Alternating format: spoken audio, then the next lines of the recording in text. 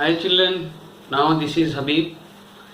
Today I am going to explain about the evolution of transport system.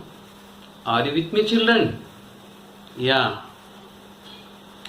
If you come to protozoans, the amoeba, paramecium, euglena, these all are the protozoans. Actually, the protozoans are single cell animals. They do not have particular mouth and other organs. The nutrients and the gases transport with the help of protoplasm. The movement of protoplasm is called Brownian movement. In paramecium also we can see that Brownian movement. In Brownian movement, the protoplasm transport the nutrients and the gases. Sponges are aquatic animals.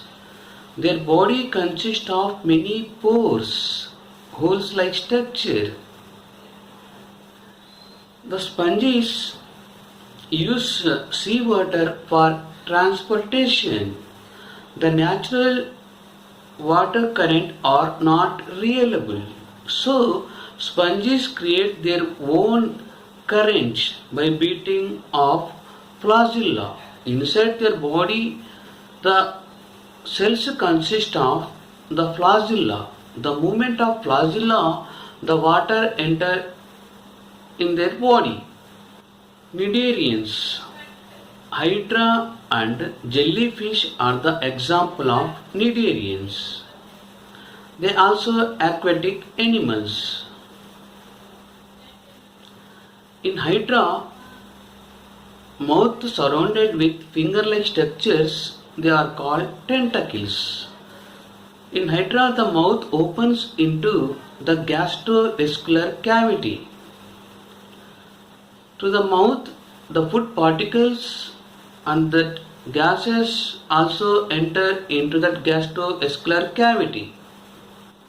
Platyhelminthes. The platyhelminthes are ribbon-like animals. Fasciola hepatica and tapeworm are the example of platyhelminthes. Now look at that Fasciola hepatica, that is also called liver fluke.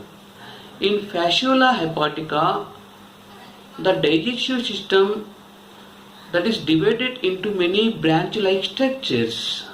See in that microscopic picture, now their digestive system is divided into many branch-like structures. Nemathelminthes. Nemathelminthes consist of round worms.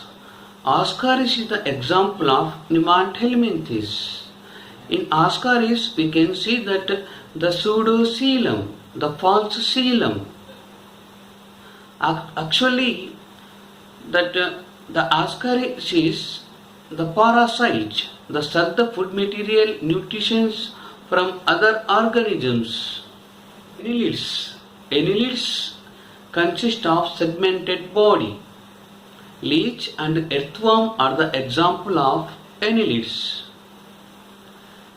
Annelids body filled with the liquid, fluid. Annelids consist of blood vessels also. With the help of pulsatile vessel, the food material and oxygen transport in its body. Arthropods. Now the insects are the example of arthropods. Arthropods consist of developed pulsatile organ. Actually, their heart consists of 13 chambers. The blood flows through that heart, but in arthropods they do not have particular blood vessels. The oxygen directly reaches to all cells. If we come to blood circulation, the blood circulation is mainly divided into two types. That is open type of blood circulation and closed type of blood circulation. Arthropods they consist of the open type of blood circulation. They do not have particular blood vessels. Their body filled with blood. In closed blood circulation, the blood travels through the blood vessels. In snail, octopus, birds and human beings, all developed animals, they consist of the closed blood circulation. This is today's topic, that is evolution of the transport system.